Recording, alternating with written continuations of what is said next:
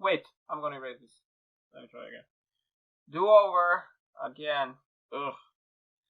So people, don't be confident. Confidence is overrated, definitely. No, no, no. Hello and welcome to the Learning Experience, brought to you by Trainers Forum. Hosted by myself, Oscar, and Mladen. Hi everyone, this season Oscar and I will explore the science and art of learning and learning in non-formal education. So buckle up and enjoy this episode. Today we are joined by Daniel, Andreea, Nida, and Ivana. They are presidents of AIESEC in their own countries. Daniel is the president of AIESEC in Denmark.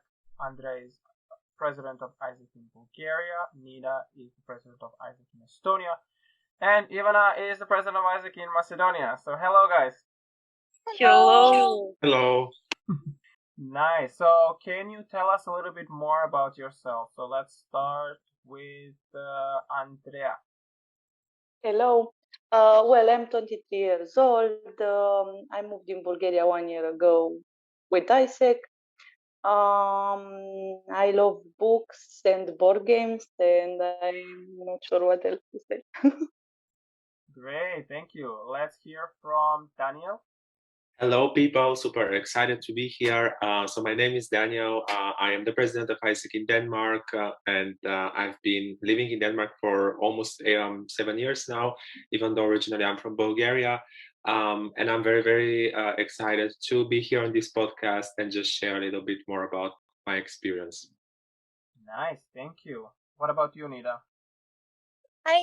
So my name is Nida. I'm originally Turkish, but working in Estonia starting from 2019. I'm an industrial engineer, so I'm wandering around. So this is mainly it, like the basic stuff about me. So yeah. And we have Ivana. Hello from my side. Thank you so much, Mladen, for inviting us over today on this podcast. It is a great pleasure. I am Ivana, and I am the president of AIESEC in Macedonia. I am 22 years old and soon to be graduate, so I'm very excited about that. And yeah, in general, I like spending my time traveling. So I would like to say that that's my hobby in a way. I've been in AIESEC for more than 3 years, so I'm more than happy to be sharing my experience today about it. Thank you. Thank you everybody so much. And I'm Mladen. I mean, people know me here. I'm also the president of AIESEC in Iceland. I'm not from Iceland, but I'm from Serbia, and I'm excited to start this episode with you. I think people here are hearing this word too many times, so if one of you can explain in a nutshell what AIESEC is. AIESEC in general is a not-for-profit youth organization that has a long history. For me, basically, what AIESEC is about and what we're striving for to come off as is that AIESEC is about leadership. So, like, we're developing leadership in young people through different ways. One of the main ways is through sending them on exchange, but this is not the only way. We have many other things, such as developing our members and just making them more aware about issues in the world, about their self-awareness through our AIESEC way. So it's very, very broad, but our main product is leadership for young people. I was about to say like the same thing. It's a youth organization run by the youth at the same time. So it's somehow we are following the trends and what drives the world with the light of the youth. So this is an organization that it's like non-profit, but at the same time it's run an operation that is so impactful. It's about the exchange and about the cultural changes in the world. So this is what we do in the AIESEC. I would also like to add some. I experienced AIESEC as a big platform of people from more than 114 places all around the world, countries and territories, where we are creating opportunities for youth in many different ways. We create events, we create projects, international ones, national ones, and the main idea is that everything that we do is for peace and fulfillment of humankind's potential and cross-cultural understanding, which still in today's world it's very essential for us to understand each other, our cultural differences, our different nationalities, and so on. So this platform offers many, many, many opportunities for youth and the world in general. I think it's still like blurry in a sense of what we actually do and what is the education that we have in AIESEC. So let's start from that part to explain how education happens in AIESEC. And I mean, five of us know that there are models, there are some guidelines that we have. So let's start from there. What is and how is education different in AIESEC than in other places? One thing that I really like about AIESEC is that most of the education is done through practical experiences. We really want to emphasize on offering young people practical experiences, and not just practical experiences, but also practical experiences in challenging environments, which is very, very, very important, because those challenging environments are actually pushing individuals get outside of their comfort zone. Because we believe as an organization that, of course, if you're staying in your own comfort zone, then you're not going to be getting that much out of your own potential. So the way that we do everything is, in general, we as an organization, we have an amazing, we call it a leadership development model, which is actually incorporating many, many, many spaces through which we shape the individuals with specific educational spaces, with specific challenging environments. So yeah, that's something that I really, really wanted to emphasize on. So I totally agree with what Ivana said, and I might say something that could sound a little bit controversial, but as someone who have been through bachelor and master's degree, and at the same time 4 years in AIESEC, I must say that I learned much more in AIESEC than in my university degrees. Like the most beautiful thing about our organization and how education happens there, I believe, is that we sort of like none of us is teacher as by their degree or anything like that. So we do not have like any sort of professional experience in teaching people or a degree, and yet we managed to do it somehow. And we actually do it in a way that's being remembered afterwards and absorbed by our members, etc. So I believe in general that also related to what Ivana said, by placing confidence in the young people that they can do something, then they just go out there and do it. And one of the most important thing about AIESEC as well is that it is this, or most of the time is this safe space where you actually can fail without someone really sort of I don't know, nagging you about it or anything like that. It's a space free to fail. Like we expect people to fail on the way to learning. So this is why it gives you at the very moment this practical experience so that you can actually remember what you have learned for a lifetime, which unfortunately, in my opinion, at least is not the case with the university degrees. What I would like to add is that like having this, you have this space, why safe space, while you also go and do things that almost in any other place you wouldn't be allowed to do it like so easily, and to be allowed to do this kind of mistakes. Like we are doing certain processes and activities and so on that are done in companies, for example, and you have the place to do mistakes and to learn, and then you go in the real world, and you know what to do because you had the space where you could learn this, and where people were like supporting you and believing in you that you could do it. And another thing is the network that we have, because for anything, almost anything that you want to learn, there is always somebody you can turn up to, like somebody that was in AIESEC years ago, or somebody that is in AIESEC with you now, and you can just go to them and tell them to help you to learn this, and they are for sure going to help you.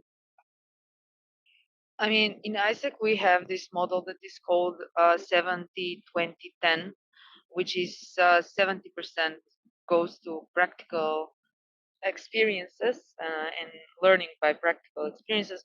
Then we have 20% learning by peer-to-peer communication and 10% by theoretical knowledge. We believe that this is the most effective and efficient way that a person can actually gain knowledge and the skill set needed um, to function in their daily life. But what's also uh, very important to say on this topic is that we also put a lot of emphasis on solution orientation, which is a very, very important asset on how we develop individuals. And it's once again related with this challenging environment that we create. We don't spoon feed people. We give them direction. We guide them. When there's a problem, we don't solve the problem for the people, but we give the space for the people to offer solutions so that they can solve the problem on their own. And that's actually when they get outside of their comfort zone. And many individuals, when they enter our organization, they might find it difficult in the beginning, um, that they're maybe lacking ideas on how to solve a specific problem and so on. But it is all about the direction that we're giving and believing in them that they can actually create a specific solution. It's so nice to hear because we do. I don't know. None of us are from the same entity, from the same country in AIESEC, but we do feel these things that are happening in Macedonia, in Denmark, in Bulgaria, in Estonia, and I totally agree that this is what AIESEC is also for Iceland. But let's talk about those challenging environments. So, because we've been talking about challenging environments a lot here, what is that challenging environment, like a specific challenging environment for a young person in AIESEC, for example? I mean, it's not a lie that when you're a student and when you have to pass your courses, and then you have also responsibilities in your private life with your parents and so on, but then you're also volunteering in an organization such as AIESEC, where you actually need to get involved so that you create projects, so that you take care of the responsibilities that you have within the organization. That's a challenging environment still, because you're you you are you don't want to fail. You don't want to fail in your own private life, and being learning how to balance these things, these other responsibilities aside from AIESEC. That's the first challenge that they have, especially the new members that are coming in the organization, because they are faced with working hours that we have over here in the organization, and sometimes they are like, oh my god, how am I supposed to do this? Then we talk about time management and how they can get organized and so on. This is the first challenging step for them, knowing how to manage their own responsibilities both in AIESEC and outside of AIESEC. I believe that that's the most challenging experience for, especially for the new members. And then of course it's the higher you go in the organization, and the bigger the responsibilities that come, and the bigger the ownership that you have, I feel that it becomes even more challenging. Like, for example, for me personally, the biggest challenge that I had in AIESEC was learning how to manage three different positions at the same time, uh, handling my university degree, taking care of my scholarship, being a daughter, being a friend, being a girlfriend, and all of these things. That's a challenging experience for me. If I could add to this, I would say that the challenging environment depends so much on each individual. Because if I remember when I joined AIESEC almost 4 years ago, for me the challenging environment was just to like make a conversation in English, and then it, like Ivana said, it gets like harder and harder. Like the challenges are harder. For example, I don't know, having your first sales meeting, or coordinating internationals in your country, or leading a team, or in this case, like currently moving to a new country and leading the entire organization in that country. So yeah, there are a lot of challenges. Yes. So for me, actually, one of the main challenges also, as mentioned before, comes the more you go up in the hierarchy, let's say, because then you start being in charge of people.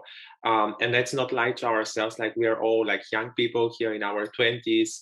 Normally, such positions in other companies are given to people with at least 10 years of experience and so on. While here you can just for a year become from a new member to someone who is actually in charge of a big team.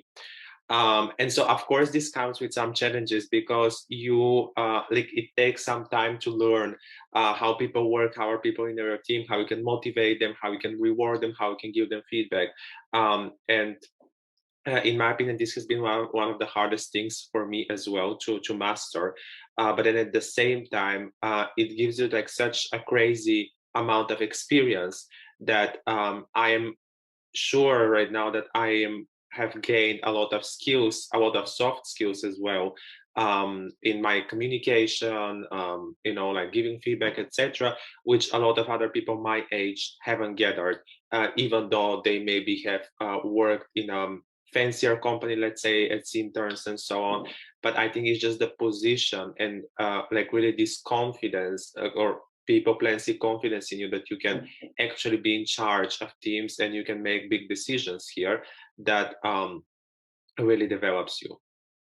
I mean, for me, what was the biggest challenge is that I grew up as a lonely child. Like I was alone. Like I was the only kid in my family, and it was making me a little bit more less collaborative with the friends and so on. In AIESEC, you always work with a lot of people, and every single thing that you do is actually depending on the other person. So you have to learn. Like you have to challenge yourself to be more collaborative, work with others, like do the different job descriptions by yourself and decide that like how it's going to affect other people and so on. So it's actually bringing you a lot of responsibility about like it's your own responsibility as well as you're taking care of the others' responsibility as well. You have to think about it, and this can be really challenging for a person who was actually thinking for their self only. So that was really challenging, and this is like there's one more thing that like when your responsibilities grows within the organization, it always gives you less time to take care of yourself and start self-caring routines and so on. And like this is one of the challenges that is teaching you that like how you can take rest and in order to give your best to the people that you are leading, and then that the job that you're doing, because at the same like at the end of the day you are just taking a responsibility to like deliver an experience to your young people. It's not only a leadership experience, but it's also experience of a lifetime that you can get only in the university years. So it's giving you a responsibility of other people. That is another challenge for us to take care of it. So that was really like I was thinking about it a lot when during my leadership years, and still like during even this day I'm considering that how I'm going to give the best experience to my people, and it's actually challenging my mind every single day. I mean, one thing that I really need to add on everything being said, I think that the biggest challenge in our organization is being a leader. And I'm not joking about it, because when you're a leader, you have to be empathetic as much as you can, understand everyone, being there for everyone. You have to know how to take care of yourself so that you can take care of others, which is something that Nida said. You really need to know how to delegate work, how to coordinate big and small teams, and how to ensure that when a member is telling you, oh my god, I can't with this work, or I am so brain drained, how to keep up with this person, how to ensure that there's going to be high performance, and at the same time the team is going to get satisfied. that's a challenge. That's a big, big challenge. So I think that the biggest challenge that all of us face in organization is being a good leader. Great, I agree with Ivana completely. I also wanted to add some things from, let's say, from my experience, what was challenging and what was pushing my limits.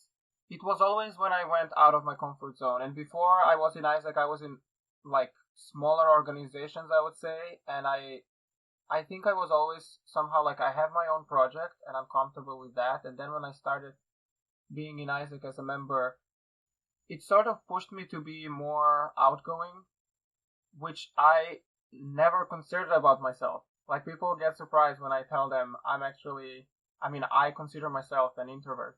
And it was very soon. I joined AIESEC in 2017, and then in 2018 I took a leadership role, and I had my own team. And then I realized, okay, now I have to initiate the conversation. I'm not supposed to be the one who sits at the back and just wait for people to approach me, because I'm the one who is the team leader. And I think that pushed me a lot in a sense that now I'm not like scared of approaching people. I'm not like, let's say, shy-ish from here to there. So those are some things that I don't think I would develop if I didn't take the leadership role then. But what I actually wanted to start here is, let's say, specific examples of our struggles, because all of us are in the organization for more than 4 years. So let me just start, let's say, and then you'll add your own struggles and things. So for example, we had to organize a project that is like an event in Iceland that is very big, like huge. So Daniel knows, president of Iceland comes to our event, and we cannot screw this up. Like we have to own it, we have to represent, and we have to make sure that all the companies that are there are satisfied and there's no problem. Because if they start talking bad about our project, it's done. It's not gonna be nice. And that year when we were organizing it, it happened that some people couldn't continue, and like 3 weeks before the project, there was literally like only 4 of us, and we had like 70 companies. So that like means 200 people to manage, and then people are coming to the event. And I was in charge of like of the website, and I don't have that many skills in web design, but like I get things around algorithms. And then in a week, I was supposed to work, study, and do like those things around computer, and companies always asking me to add something more, always asking me to add something else, to change things. And then other people were managing, let's say, like what are the logistics in the event, who's going there, who's going here. And I think it was only 2 people out of 5 that actually had some experience organizing events. But for us, it was like, how do we do this? How do we make sure that they're going to be satisfied, that we don't break the communication? Because first of all, people in Iceland are very not sensitive, but they're not used to people being very hard on them, in a sense that I'm not going to deliver this to you, or you have to have this deadline, you have to have this. So just adapting to the whole reality and just going through all of this was a big challenge. And it went okay. Like it was like no one actually complained. And then afterwards, when we started going, like when I was taking more responsibilities and when I was taking more education, let's say in event planning, I was like, okay, so this is something that I've been using on my own, but now I'm improving it. So like Ivana said, I think at the beginning, it is an environment where you get to learn on your own, but you get, let's say, enough education that you try and then you build up on it. So I think that's the beauty of AIESEC, in a sense that you start something on your own and then you build up and you practice all those things. And you have, like Andreea said as well, you have people to ask, is this actually going to work? And you can be very innovative in your ideas. And that's super great. I have a very similar story as yours. When we were creating one traditional event, national one, in AIESEC, I I was actually head responsible of the department that was supposed to create this event. And guess what? I had zero knowledge on how to do this because there was no person able to be responsible of that department. So I had to take it over because at the same time I was the national president. And I literally learned by doing. There was no time for me to panic or to um, just, overthink stuff. I had to immediately execute because we were having tight schedule. And the most difficult thing about it was that it was actually the time where physical was going to digital, and I didn't know how to create a turn physical event into a digital one. I really didn't know how to do it because, as you said, Mladen, we have to take care of company satisfaction, everything. So I was really, really concerned how this thing is gonna turn out. But um, the beautiful thing about it is that like I was really thinking outside of the box, and I was very proud with what we've delivered as an organization.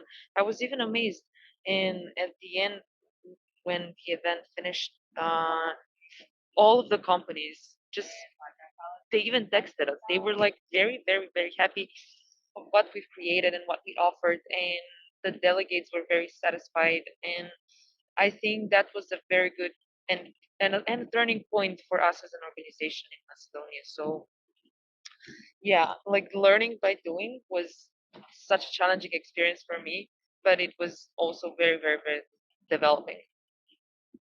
I think for me, the most challenging experience was literally my last and current role in AIESEC, and rather entering into it. I became the president of AIESEC in Denmark in a very unexpected way. I was supposed to be vice president for talent management, which is basically something that is the AIESEC version of HR. However, because of some circumstances, the person who had to be president had to quit, and then I was sort of pushed into the position. And even though I was really, really happy and excited about it, I did not have the experience because, like, as we say now, or like a little bit earlier, that like, in AIESEC, you can do everything, you do not need the experience, but like some positions do require some sort of transition, education experience, which I was lacking. And so I entered a position where my daily routine was consisting of things that I've never done before, and I didn't know how they work. And similar as what Ivana was saying, for example, I had to learn by doing, and I didn't have time to, like stop and sort of, I don't know, like pity myself or be like, why is this happening to me and things like that, just because like things were depending on me and they needed to happen right here and right now. And so I think it was a very beautiful journey. It was a very tough one as well, but I don't regret any single part of it because if I didn't go through it, I wouldn't be the person who I am today. For me, one of the most challenging moments was also something with similar with what happened to Daniel, but the one I'm actually going to talk about is another one.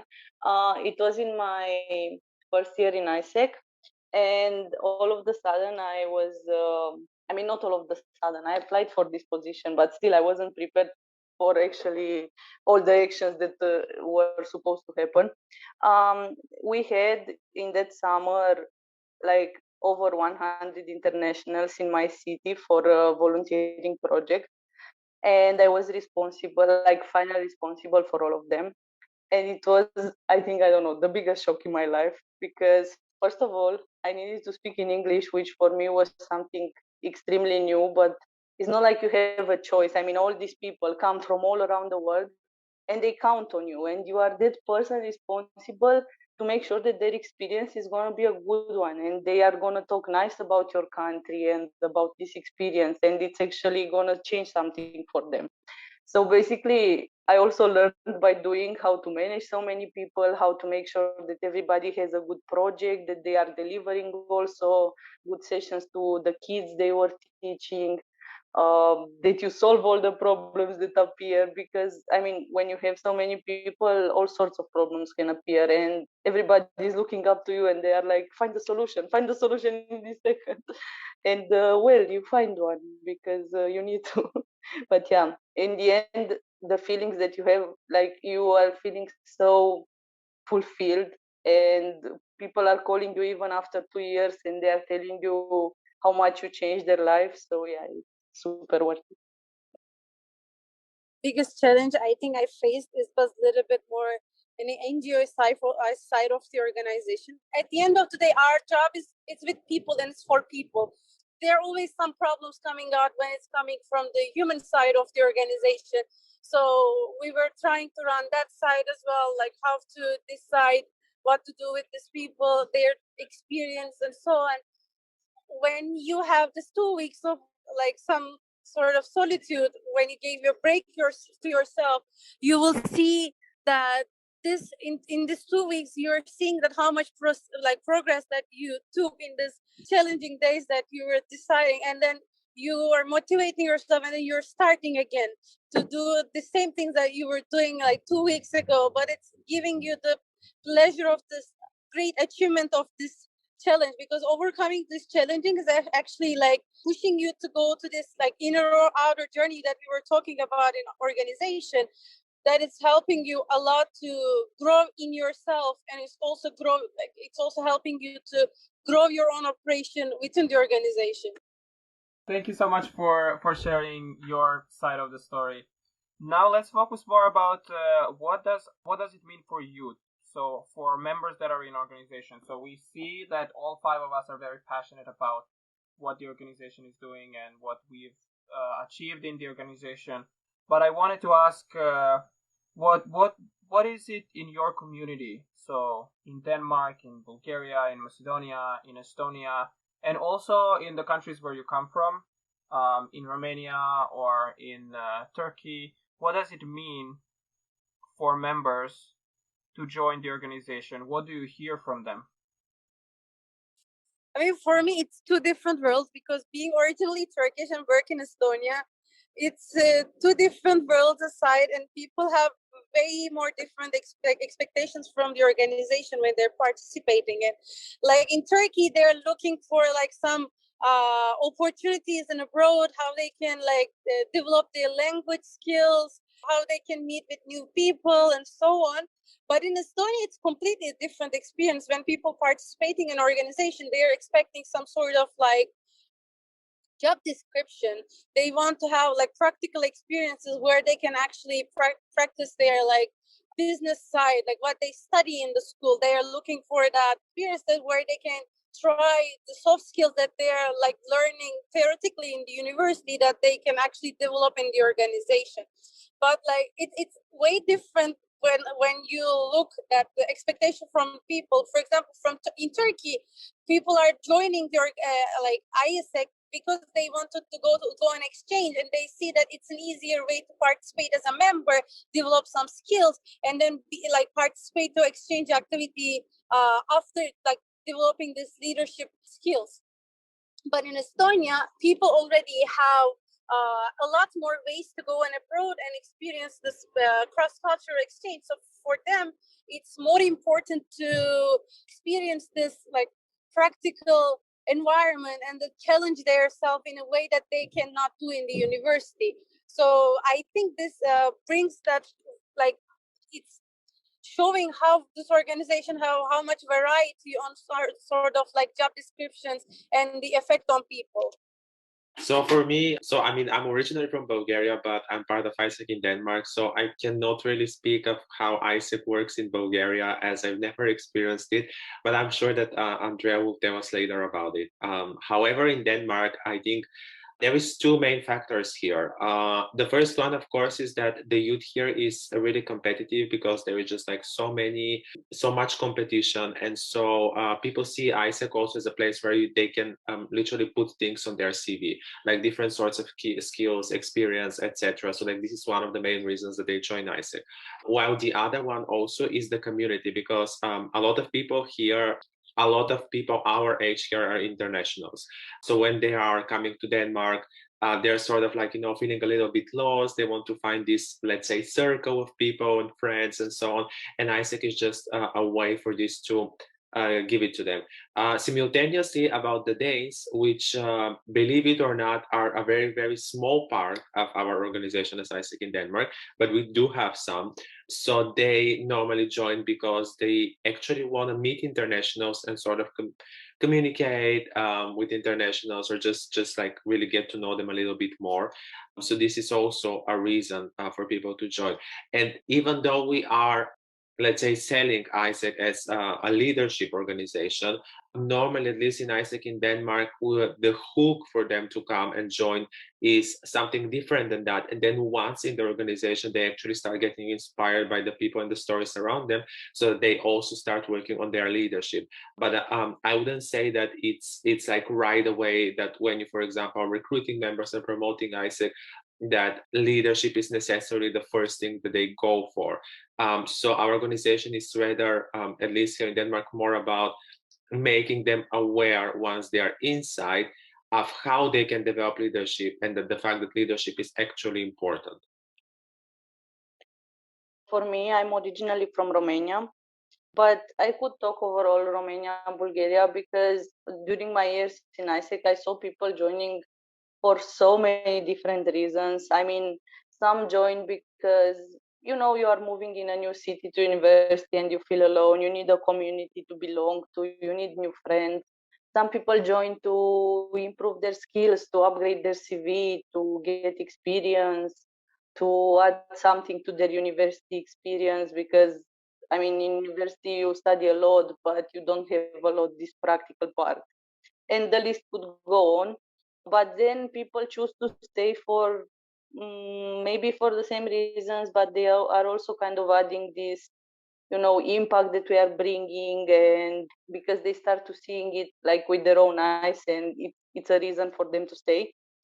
And as a new member in AIESEC, honestly, the few months are like a super crazy experience because you need to learn so many things, and everything is so new, and everybody's telling you so many things, and you are like a sponge. You are looking to everybody and listening to everybody, and it's pretty cool and also pretty confusing, but yeah, it's very exciting. In Iceland, it's also a different story. I hear from members that, like past members, for example, what they say is, "Oh my God, I never imagined that I would get this from AIESEC. I would never imagine I would do these things. I never imagined I would ever do this in life." And that mainly comes from the fact that we do create a community, and it always is international community, because we get like students that are on exchange, we get students that are like international but like on full-time studies, and then we get like locals.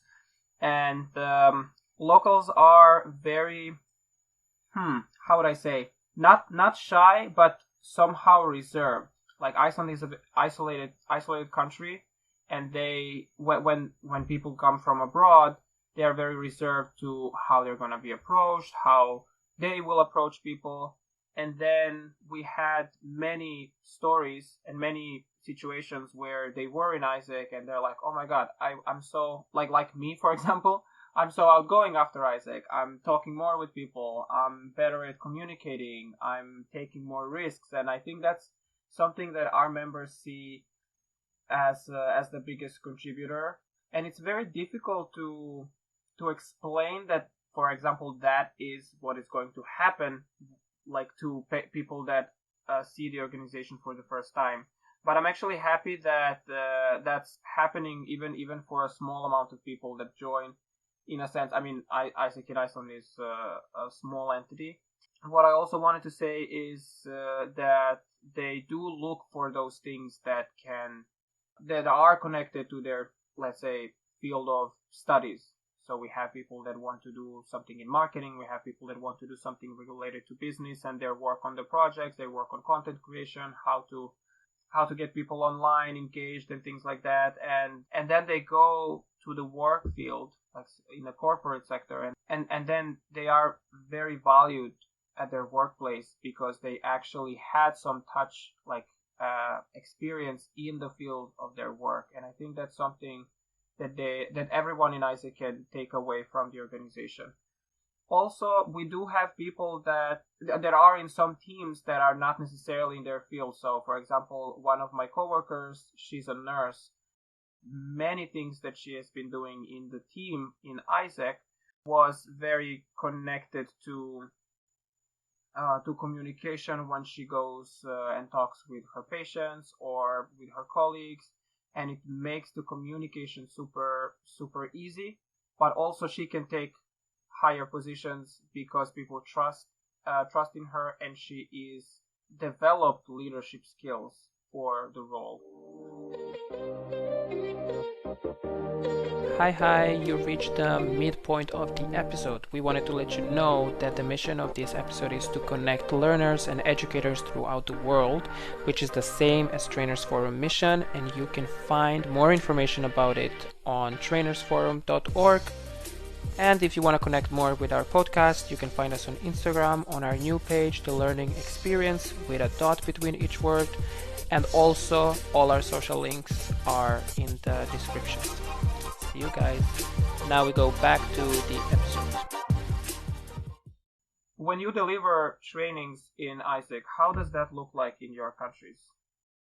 Based on, like, in general, before I do any type of a session, training session, educational, whatever that is that I am supposed to be delivering, I really would like to go through sensing, audience sensing, knowing my audience is the first step on how I'm creating a specific session.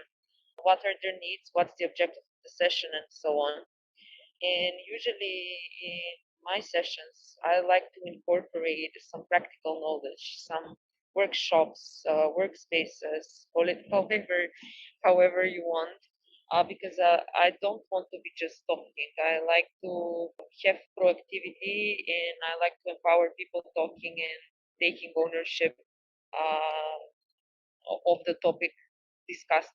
So I think that it's something very important that we do in ICE, like leaving the space for the people to get engaged, not just us theoretically delivering a session and then bye bye, like most of the university professors that we have. So I think that yeah, it's not a rocket science, but it's very important. And as I said in the beginning, sensing the audience, what they need, what you want to get outside of it, is a very important part. Otherwise, the workspace or the session itself might fail. Actually, following up on what Ivana said and about the sensing, and I think that there is some very, very important topic that we should touch upon here, and this is the fact that in the last year, where I have had the most of my session and educational spaces, we've been doing this online. It's very, very different when you deliver any sort of educational space or any sort of session online than offline, because let's not lie to ourselves, like I'm sitting in a room talking to my computer. This is how it goes, and then on the other side, somehow indirectly, like I'm communicating with the audience, but then I don't know, like, for example, how they feel. Are they interested, are they excited, or are they just like dead bored? Because I mean, some of them are keeping their cameras on, but like a lot of people just having their cameras off, so you don't even know even if they're listening to you. So this is like when one of the most important things come in place is that it's very important to engage the audience in your session. So like doing it like lecture kind of type, where you just appear and talk and talk and talk and talk, and you expect them to sort of absorb the knowledge and then just move forward with it, it's definitely not going to happen in an online setting. Like it barely happens in offline setting either. So like normally what I do about my educational sessions is that I would have a space in the beginning where I just sort of like talk, familiarize them with the concept, etc. And then there is always some sort of like discussion space or like working in groups or things like that. So first, for me to like assess if they're actually absorbing this properly, and secondly, to also make sure that they're interacting and they're not just falling asleep in front of the screen or something like that. So yeah, and then again, of course, it depends also on the audience, because I've been delivering sessions for all different types of people in AIESEC, from members to national presidents, and you really need to align and adjust, because like different types of people require different sort of approach. So this is also something very important to take into consideration.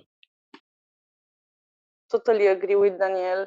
I mean, this year, in terms of delivering spaces for education and other sorts of spaces, was way more challenging than in general, because it's very hard to like sense how your audience is really feeling and if they are like really paying attention and so on. So you always need to come up with like different ways to like make them focus, even if it's just, I don't know, saying a random joke in the middle of the space or whatever works, you know. And in terms of how I'm preparing or delivering, well, I'm trying to, you know, find things that like random things. I have newsletters that I'm subscribed to, that I get ideas from. I'm always asking other people, like even people from this group, I'm always asking for ideas, for examples, you know, because if you are staying just in your own box, you can't really bring so much value to your people. So you need to go and ask people and ask Google and try a lot of methods until you find the ones that are suitable for your people. Do you remember a specific training that you delivered and you were super proud of it? It was super recently, to be honest. Like while I was delivering the session, I actually learned myself while I was like in this searching for the session topic. What can I add as a like that can actually help people to reflect on themselves and actually change something in their life, because it wasn't only specifically like AIESEC related session, but session was about self-management skill and how to develop that. I really enjoyed because the session started actually with this self-reflection, that like how much you actually self-care and how much you're able to do self-management for yourself and your job descriptions that you created for yourself and so on. And then the session continued with this fact that like we are not actually doing self-management even though we think about it, and then how we can develop the skills, like what 7 things that you should do in order to manage your self routine, how you should develop it, and then so on. So I really enjoyed delivering it, and I actually like get really good feedback about the session and so on. So I really enjoyed delivering, and I think it, like I've been in AIESEC for 6 years now, and it was the best session I delivered, but it was like super nice experience. I don't know, like I really get really good feedback, and people still writing me about like some things that they were asking, that okay, how I can develop this skill while doing this, because it's self-management is something that it really pushes you out of your comfort zone. Helping people doing that, it's actually very satisfying for a leader, I would say. I consider myself as a leader, and I tend to say that. So that was the best session that I delivered, and I really enjoyed it, and people enjoyed it, so it was nice. So for me, I don't know if that's the best session that I ever delivered, but it's the most like recent memory, and also I based it on the feedback that I got. So it was a session that I delivered this May, so like a month ago, and the audience was the newly elected presidents of AIESEC, different countries in AIESEC in Europe. And so I was delivering a session on change management, which is a very like hot topic in AIESEC, because like now we're changing everything, like a lot of our like things, how we're doing our approaches, system, etc. And basically, I tried to combine a lot of different things into this 1 hour that I was delivering. So started off with my own experience sharing, but then also I included some sort of frameworks that were not mine, but rather some from some relevant authors and so on. And then also gave the people space to work on their own, and then finally to discuss everything in groups. So it had a little bit of everything, and like based because to be honest, like even after the session was done, I was like, okay, did I do a good job, a decent job, or was it just like nothing? So then, like reading through the feedback, I realized that it was actually quite good for the audience. And I also became more self-aware of like how it looked from the other side, that I was like sort of like taking them through this journey of Okay, so like first giving them all the facts, like both based on personal experience, but also theoretical knowledge, and then giving them the chance to plan themselves how they want to do the change management in their entity. And so the best thing that I heard from the feedback was that one of the people said that they would like to deliver the very same session to their team before they start their planning, just because they thought that it's relevant. So my advice for delivering educational spaces would be to just sort of try and make it more dynamic, so it doesn't follow like the same pattern or like the same kind of content through this whole hour or two or however hours you're going to be having, but rather just take it from different angles and also listen to feedback, because the feedback that I received before delivering the session by my like teammates for the conference also made the session what it ended up with their input. So yeah. For me, probably is not the best thing I ever delivered, but it's one of the things I'm the most proud of. Is when I got my biggest team in AIESEC. They were like 8 people, and I needed basically to onboard them in the entire organization and processes and so on. And our department was supposed to do incoming exchanges, which means basically bringing internationals in companies in your community. So we were supposed to do sales and a lot of other things. So basically, in like 1 week and a half, I managed to do like these full sessions with a lot of practical stuff. And like after 1 week and a half, they were already like setting meetings with companies and going, and I think one of them even signed a contract, which was like unbelievable for new members, because usually these things are taking a lot of time. So I was super proud. And another thing, it was my first session as a president of AIESEC in Bulgaria. It really wasn't the best, but I was super proud because it was the first time I did this. And I remember when I joined AIESEC and I was looking up to the national president, and I was like, oh my God, look what session she's delivering. And then I was the one supposed to deliver it. But I mean, during all these processes, you really learn a lot. And even while you actually present it, you realize what you could improve next time.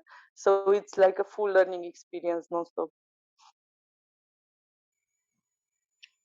My session was not let's say training like skill development, hard skills and so on, but it was mostly about self-awareness, how to increase it as a quality, and how to better understand yourself. And I think that it's one of the most impactful sessions that I've done. Knowing the fact that after the session, one girl decided to apply for MCP of her own country, which like she came to me and she said that legit I empowered her with the session, so I was very happy about it, because it was a session for um, the membership of my entity, but also we had some internationals, and she was one of the internationals. And the session itself was consisted of like several parts, one of which was a workshop where each one of them had to pair with another person. They got to discuss about their own strengths, their own weaknesses. They gave each other some call to actions. Then we had the general discussion space. But the main point of this session was that I had a main message that I was driving throughout the whole part, throughout the whole space. I think that I pretty much got to the point. For me, it's one of the sessions that I'm gonna remember always, and especially due to the fact that when you see a real proof that you are making an impact, that someone is getting empowered by your words, by your space, that's such a happy moment. It's real leadership. Thank you, Ivana. For me, for example, that what I delivered in AIESEC was again online session. I delivered it, I think, quite sometimes, and I'm never satisfied, and I'm always doubting myself in a sense that I don't know if I'm actually doing what the session is supposed to do. And this session was done twice, so once at the conference for Swiss entity and once for Danish entity. So I had it first on Friday, and then the other one was on Saturday, and then one was 1 hour, one was 1.5 hours. But I had some tools that I had to explain and to like test out with people. I had so little time to do that.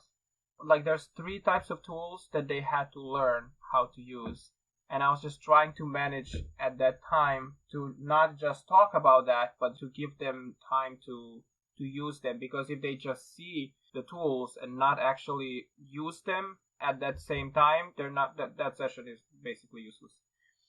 And I was trying to like talk fast and also give them space and give them for feedback, and sometimes online things can go wrong because you cannot tell people, or to mute them in the middle of talking or something. But at the end, I told them everything, but I'm so stressed if they're actually going to use that. And then when we received feedback, or when we had it, I think we had another like 15 minutes at the end that we were just discussing the sessions, and they were like, oh my god, this session was so amazing, this was so great, I really loved it.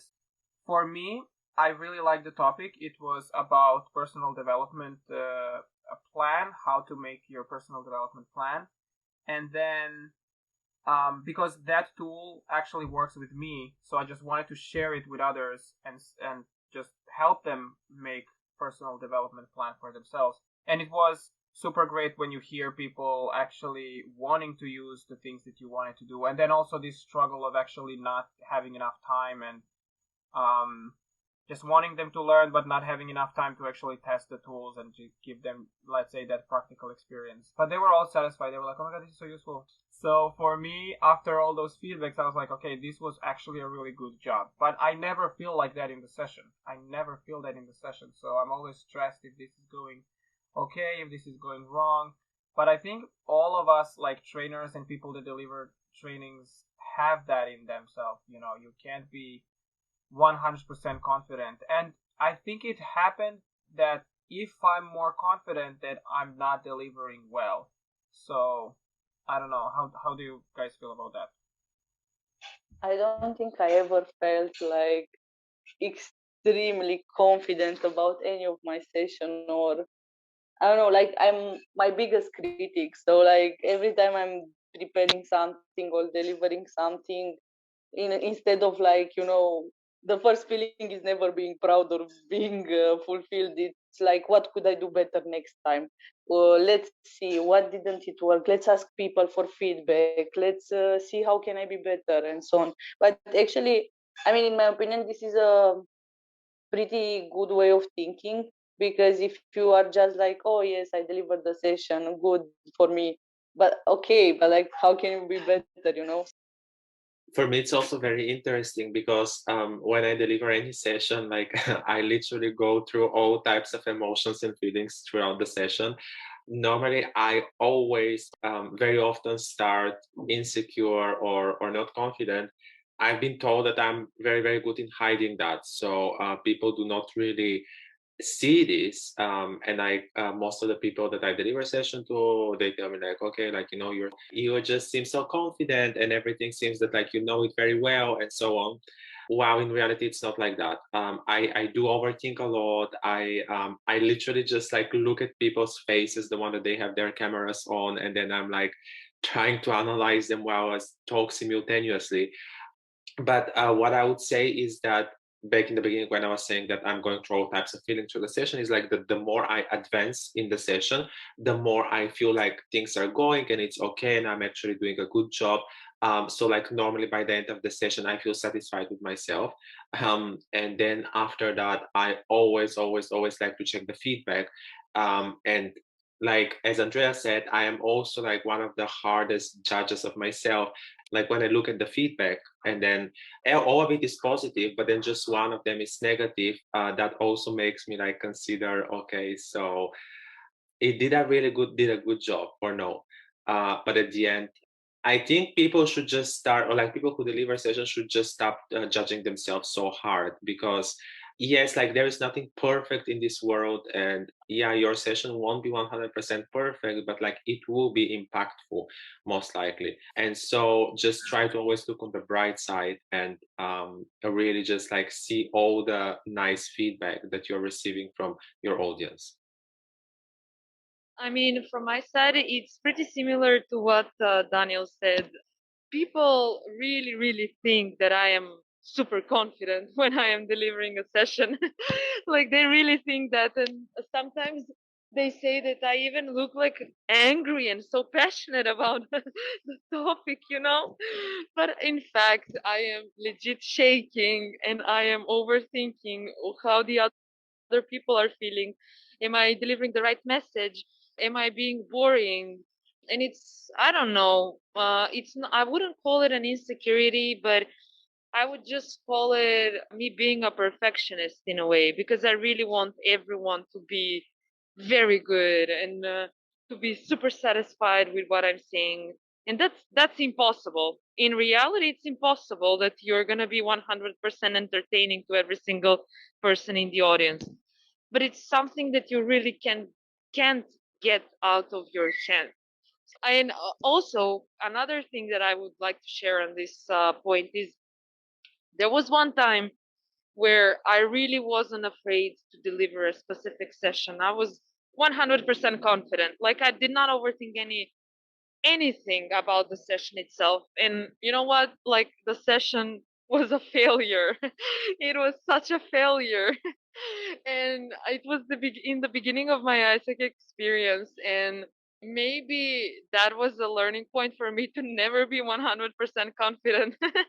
because you know, when you're 100% confident that you're delivering like the session, you know the topic, you know how it will go, there's no need for you to rethink and stuff. It's actually the moment when you are least preparing for the session itself. That's when it's most likely for you to fail the session and to fail the people.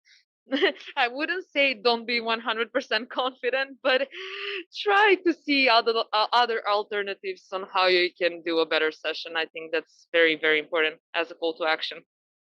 So people, don't be confident. Confidence is overrated, definitely. No. No, I'm joking. But you're right. Like you're never gonna deliver a perfect session, but you should never actually agree with that, because you have to strive to deliver a best session, and then be aware that there's gonna be shit happening here and there.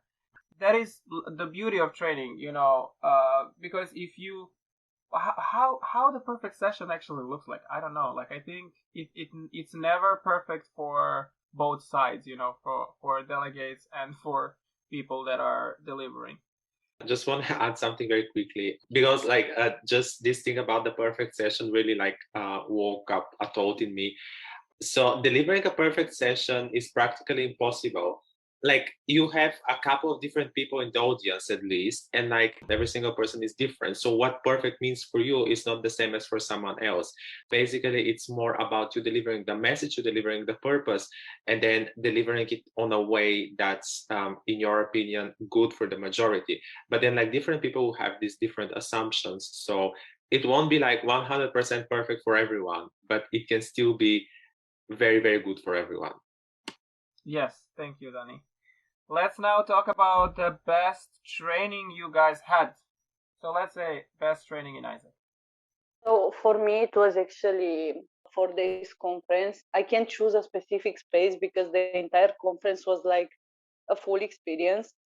Yeah, in my first year in AIESEC, I was a team leader, and it was a conference just for team leaders and members.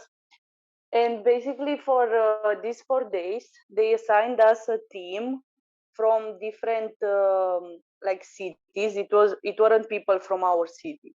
And me as team leader, I had like, I don't remember, 4 people from totally different cities. I never met them before. And through these all 4 days, we needed to create a team from these people and go through different tasks, like simulations and so on for the things that we are doing in our real AIESEC experience, to get points and to make them, sign fictional contracts and stuff like this. It's been like pretty intense, and we learned so many things in just 4 days, because you went from strangers to creating like an actual functioning team, bonded, that could work together and achieve together. So yeah, for me this was very impactful. For me, on the other hand, was a session that I attended for the first time ever in Iceland. It was a skill building session, and since I was put in the department of sales, and I didn't know how to do sales, the session itself was about knowing how to have informational sessions for stakeholders, for companies, for youth, and then some tips and tricks on how you're supposed to be presenting AIESEC, how you're supposed to be presenting our projects and products and so on, what is pitching. I really, really, really liked this session because it was the first time that I got to meet a sale concept, any type of sale concept. And what I really liked about the session itself was that it was very interactive. It wasn't just a presentation, a PPT design with tips and tricks on it, but it was actually we working in a group. We all of us were practically trying to do sales on the spot, and it was very, very interesting to be part of. And it really taught me a lot on how to do sales afterwards in AIESEC. It was such an impact for me. For me, it was just similar to Andreea, not really a session. It was a conference that I attended, and it was a conference meant for AIESECers, but it was not really like, let's say, educating you about operations in AIESEC or anything like that. It was a conference that was held in Portugal called Global Lead Conference. I don't know if some of you guys maybe have heard about it. So it's just kind of like this sort of self-awareness conference space, which takes about like 4 days, I believe, and it's literally just like this whole holistic experience where everything kind of like connects with each other. So like there is a lot of sessions where you just kind of like sort of go out of your comfort zone and share things and talk about things that you normally wouldn't talk about. And yeah, like in many people, this would not be accepted as I don't know, like let's say educational session or educational space. For me, how it works, and I know that it works similar for many other people, is that sometimes I do not need to be educated directly. I need to be inspired to go and educate myself. So very often it's not about teach me, it's about inspire me to teach myself. So this conference like really helped me about that, like exploring myself and my values, etc. And then based on that, taking some sort of specific actions about learning the things that I need in order to achieve what I want. So this was like a big milestone, not only in my AIESEC experience, but also in my life. For me, it wasn't a session as well for me as well, but like the most impactful for me was the one that I participated nationally in Turkey. It was the first conference. It's called Atempo 2015. It was full of a conference. Like the aim of the conference is actually motivate people to make sure that everyone is actually ready to run operations and so on. But it was also a new member conference, and I was a newbie when I joined that conference. Every single thing that they were saying about the organization was amazing me, and then they were actually teaching some self-awareness tricks, and then they were teaching some like how you can manage the school life and AIESEC balance together and so on. Overall, like, so it was super impactful conference on me. But there was specific one session. It was talking about that as a person, how you can actually be the best version of yourself. In that session, I was super amazed by the person who was delivering the session, that she was super confident. She was like this person who was like sure that she's actually developed that like skill that she was talking about, and she's ready to rock the world with her best version and so on. So I was super amazed, and I wanted to be her. I imagined her that my future self and so on. So like in that session, actually, like it somehow also guided me through my both AIESEC journey in my in professional life, because like it was teaching you that okay, you're putting a goal to be best version of yourself, and then you're going through that like process of being challenged and being process of like hating something but still doing it, and so on. So it was a really amazing session for me, and I really enjoyed it, and I believe that it's like still like I have the recording and then the output of those that session, and like time to time I still like open the PPTs and reading about it and like preparing myself about that, okay, like where I started, where am I right now, and how I can actually like continue being the best version of myself. I think it's a journey that it will never stop, like until the day I die. But it's still like it was the best session that I attended. I can say truly that it was it. So amazing. For me, now that I go back, I think maybe there was some session that was more interesting than this one. What brings my attention when I look back into a couple of months before is when we had a partner session on RPM, the president's meeting in May. It was so inspiring because it comes from someone external. So for me, it's like, okay, this is a new person, so it gets my attention immediately. And then it was just talking about leadership roles and how to drive a team, how to empower people. And it was just so good that I still remember that it was inspiring. So if Steffi's listening, Steffi, good job bringing those people and having that session there, because it lasts like I think it's like already 2 months after that meeting. Okay, guys, thank you so much for joining. Let's just have some sharings in a sense of what do you want people that are listening to this podcast to know about learning. Wait, I'm gonna erase this. Let me try again. Do over again. Ugh.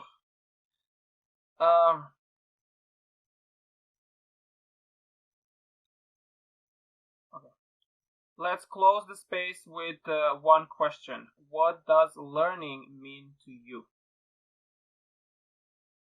I would say it's a lifelong journey. The day that you're born, and then it should like continue until the day you die, because it never finished. That the thing that you can learn, and then the way that you can develop yourself. I was mentioning in the previous question as well that like how you can actually make sure that like this best version of you can continue. You still have to learn some things even you're 80 or even you're 90. So like giving a chance to people you teach something and giving yourself a chance to learn more things is a way to develop yourself. Learning is actually a way to help community as well. It will allows you to be more understanding and be more point focused, I would say. So it will help you a lot in a sense of communication and in a sense of being part of the community. It's a lifelong journey that it will never stop. Yeah. What I'm gonna say is that it's not only a lifelong journey for me, but how I understand it, it's also a self-led journey, which is something that relates to what Daniel said earlier when he was talking. Don't just teach me. Sometimes you need to inspire me to teach myself. And as you get older, you really need to keep up with being curious, with being eager to learn by yourself, to not wait for other people to come and to teach you everything. I think that it's very important to be self-led in this journey and to ensure that you're going to be getting the most out of it, all of the experiences, talking with different people, gaining different perspectives, whatever that is that you're working on, university or whatever, to never stop learning and to learn more and more and more outside of your bubble. To not be, for example, you're learning, I don't know, arts, to not just lean towards learning arts, but to also lean towards learning business or whatever, because having different perspectives, it's gonna really open your mind. That's learning. And what Nida said, at the end of the day, learning helps the society. Once you have the full knowledge, once you have once you know what's happening in the world, what's happening in the local community, you know how to act. I absolutely agree with what the girl said before. But for me, I think one of the main important aspects of learning, teaching, education, all these things are that it's still there still exists this huge misconcept in the society that this is just what you do in school or at university and so on. While you learn things every single day by yourself, by other people, and so on. It is a journey, yes, as they said before me, and I believe that learning is also the process that keeps us living, in the sense of like experiencing things, so you're not just existing but you're living. So imagine if your days were just all the same, where nothing new happens, you don't try anything new, you don't learn anything new, and you just live in this matrix of same old stuff. So then would your life actually be happy, and would it make sense? So this is why, like, I really want to encourage people to really understand that it's really up to them. You do not need to necessarily attend university. You do not need to necessarily attend a course. You can learn by yourself. This is absolutely possible, and this is what actually distinguishes us from other species, because we as humans are people who are changing constantly and who are developing constantly. And so, at the end of the day, learning makes you who you are. Every single learning is part of the character that you are building. And I just want to say as a message that just never forget that, and just always appreciate yourself for every single thing that you have obtained as information or as a skill, no matter how small it might look. Okay, so for me, basically super short, I would say that this learning and so on, it's a lot about constant improvement, about empathy, about adaptability. If you don't enjoy while you deliver different sessions and so on, people could really feel it, and your session could be a failure, let's say. Thank you, everybody, so much. I'm also learning from you now. I think we never actually had these deep conversations, and I'm so happy that I organized the episode with all four of you. Some closing remarks. We are encouraging everyone to go out of their comfort zone and to try different things. Thank you, Daniel. Thank you, Andrea. Thank you, Ivana, and thank you, Nida, for joining this episode. And I wish you all the best in the coming year. Thank you for having us. Thank you so much. Thank you.